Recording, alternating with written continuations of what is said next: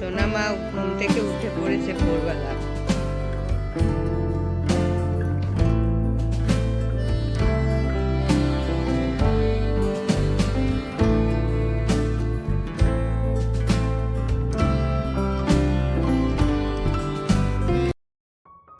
সোনা মা ঘুম থেকে উঠে পড়েছে ভোরবেলা। আজকে যে আমি কিভাবে কাজকর্মগুলো করব আমি ভাবছি, ভয় পাচ্ছি। পক করে উঠে পড়েছে ঘুম থেকে, আর ঘুম হচ্ছে না। Hello viewers, welcome back to my YouTube channel delighted Deepa. আপনারা সবাই কেমন আছেন? আশা করছি খুব ভালো আছেন, আমরাও ভালো আছি। আজকের দিনটা মঙ্গলবার, তো আজকে বিশেষ কোনো প্ল্যান ছিল না, একই রকমভাবে রুটিন স্টার্ট হলো। তো ভোরবেলা যখন উঠলাম দেখলাম মেয়েও উঠে পড়েছে সঙ্গে সঙ্গে, মানে আমার চোখ খুললো ওরও চোখ খুললো, এরকম একটা ব্যাপার হলো। তো ঠিক আছে, আমার হাজব্যান্ড 15 মিনিট আগে উঠেছিল, তো আমার হাজব্যান্ড এখন একটু তাড়াতাড়ি ওঠার অভ্যেস করছে, সেই জন্য তো অ্যালার্ম বেজেছে আর ও উঠে পড়েছে। তা আমি তার 15 মিনিট পর একটু উঠলাম। আসলে আমি একটু মেয়েকে সামলানোর চেষ্টা করছিলাম, যে ও যেহেতু উঠে পড়েছে ওকে একটু ঘুম পাড়ানোর চেষ্টা করি। তো অনেকক্ষণ চেষ্টা করার পরও দেখলাম ও ঘুমোলো না। তো এবার কি করব, ওকে নিয়েই উঠে পড়েছি। উঠে গিয়ে আমার বাসি নাইটিটা ছেড়ে তারপর আমি বাসি কাজকর্মে লেগে পড়েছি। তো বিছানাপত্রটাও গুছিয়ে নিচ্ছি। তো আপনারা দেখতেই পাচ্ছেন আমি বিছানাপত্রই গোছানোর কাজটা করছি এখন। আর এদিকে মেয়েও আমার সঙ্গেই রয়েছে। তো নিচে একবার আমাকে ঝাড়ুটা হাতে দিচ্ছে যে বিছানাটা ঝাড় দাও, একবার আমার পায়ে পায়ে ঘুরছে, এরকম হচ্ছে। তো আমি বলছি শোনা সরে যাও সরে যাও, ঝাড় দেবো ঘর ঝাড় দেবো, এইসব চলছিল আর কি। ওকে নিয়েই আমাকে কাজগুলো করতে হচ্ছিল। তো ভাগ্যিস ও কান্নাকাটি করেনি। এক একদিন কি হয়, ও যখন কোলে নিই না ও কাঁদতে শুরু করে, কোলে নাও এরকম করতে থাকে বায়না। তো যে কারণে ভয় হচ্ছিল যে এরকম বায়না করলে তো আমি মুশকিলে পড়ে যাব। কিন্তু আজকে একটুখানি ওকে ভুলিয়ে ভালিয়ে রাখছিলাম, যে কারণে ও আমার সঙ্গেই মানে ছিল, নিজের মতো করেও খেলছিল আর আমার সঙ্গে সঙ্গে ছিল। বারে বারে বলছিলাম সোনার সামনে থেকে সরে যাও, ঝাড়ু দিচ্ছি, নোংরা ময়লা পায়ে লেগে যাবে, এই সব বুঝিয়ে টুঝিয়ে ওকে আমি কোনোরকমভাবে কন্ট্রোলে রাখছিলাম। তো আপনারা দেখছেন ও কীভাবে সরে যাচ্ছে যখন ঝাড় দিচ্ছি। অ্যাকচুয়ালি ওইভাবে সরতো না, আমি বলার পরই সরছিল। তো তো এই জিনিসগুলো ও করেই থাকে সব সময়। তো আর যখন ও কান্না করে না আমার কাজগুলো হয়ে যায়, কিন্তু যখন ও শুরু করে বায়না আর কান্না যে মা কোলে নাও ব্যাস হয়ে গেল। এই যে শুরু করবে আর থামবে না, ওর ওই বায়নাটা কমপ্লিট করতেই হবে, ওর শুনতেই হবে আমাকে ওর ওই কথাটা। তো আমি এই জিনিসটা ওকে আমি মানে তৈরি করতে চাই না যে এরকমভাবে ও আমাকে কিছু বলবে আর আমি সঙ্গে সঙ্গে শুনবো, এই জিনিসটা আমি ওর মধ্যে পুট করতে চাইছি না। আমি চাইছি যে ও যেটা চাইবে সঙ্গে সঙ্গে ওকে সেইটা না দিয়ে অন্য কিছু দেওয়ার চেষ্টা করা। তো এটা আমার বাবার থেকে আমি শিখেছিলাম ছোটোবেলায়।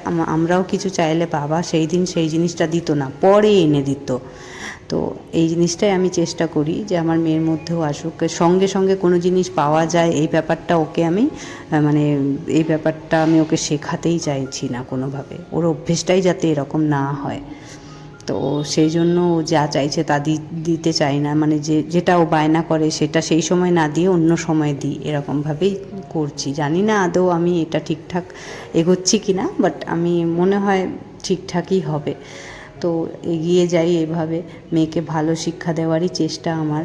জানি না কতটা আমি সাকসেস পাবো এতে।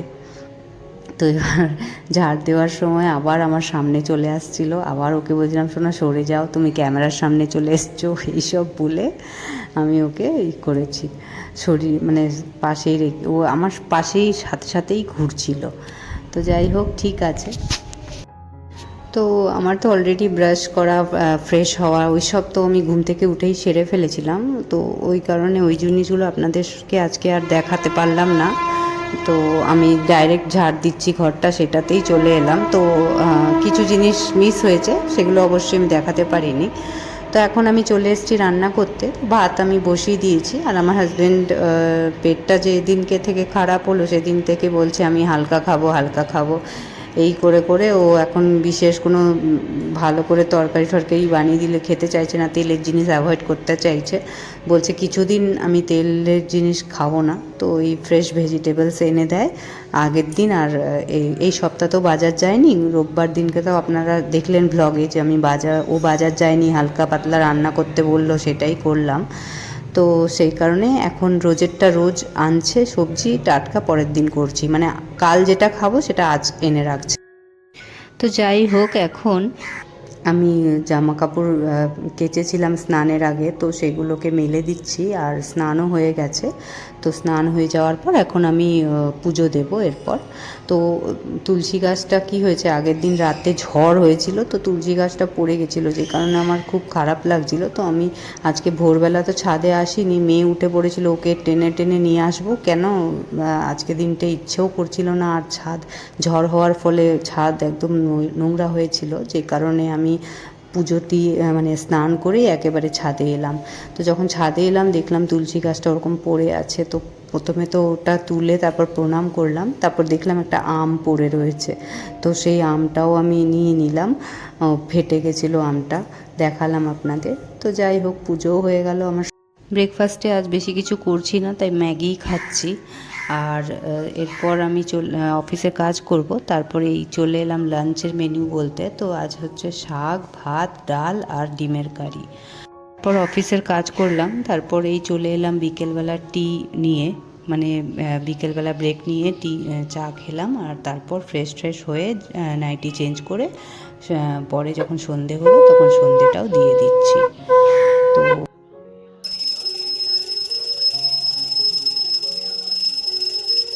তো সন্ধে হয়ে যাওয়ার পর ওই 7টা বেজে গেল, জয়তিদিও বেরিয়ে যাবে। তো আমি ভাবলাম আমিও একটু জয়তিদির সঙ্গে বেরিয়ে পড়ি। তো বেরিয়ে একটু ফুচকা খেতে ইচ্ছে করলো, তাই ফুচকা খাচ্ছি। আর সত্যি কথা বলতে এত সুন্দর করেন না উনি ফুচকা, যে মানে 20 টাকার একেবারে খেয়ে নিতে পারি, 10 টাকায় পোষায় না। তো এখানে মেয়েকে একটা উনি এমনিই দিয়েছিলেন ফাও, তো সেইটাই। তো আপনারা দেখছেন আমি প্রচণ্ড ঘেমে গেছি, কারণ ওই জায়গাটা একদম হাওয়া ঢুকছিল না, আর ঘেমে একদম স্নান হয়ে গেছে। তো বাড়ি ফিরে এসে আবার ফ্রেশ হয়ে তারপর কি সবজি কিনেছি সেগুলোই আপনাদের দেখাচ্ছি।